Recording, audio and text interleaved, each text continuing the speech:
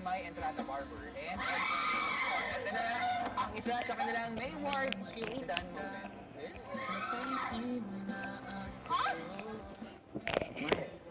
Sayo na ang burger niya. Sayo na. Hindi, he said, yun ang yung burger, bahala.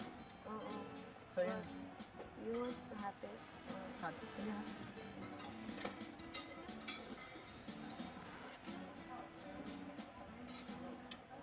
Kapag hindi din ako. Sige na nga. Yun na, huwag na. Yun na, nilalanggam na tayo.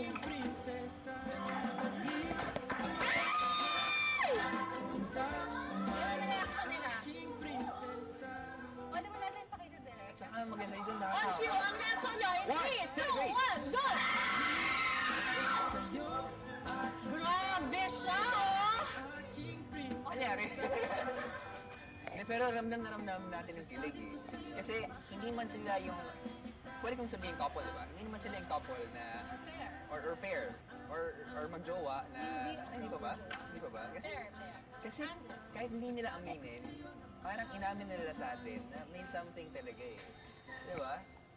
Yun yung mga Tsaka kung moments na, napansin nyo, di ba pinag-usapan natin to, lagi silang may mga moments na ganyan sa bahay, pero hindi na masyadong pinapansin ng mga co-housemates. Kasi parang Sanay para na. sa kanila, natural, normal. Normie. normie. Tsaka dyan nagsimula yan eh, yung mga kulitan na friendship na ganyan. Di ba? Mas gustuhin ko pa yung ganong klaseng relationship kesa yung sobrang pasweet. Tama. Kasi yung ganon, natural at kaya mong i-maintain forever. Boss.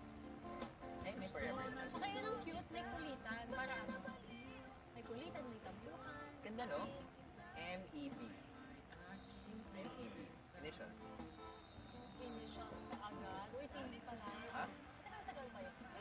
Basta 10 years. 10 years. Ako mag-host ng reception. Mayward and Mayward.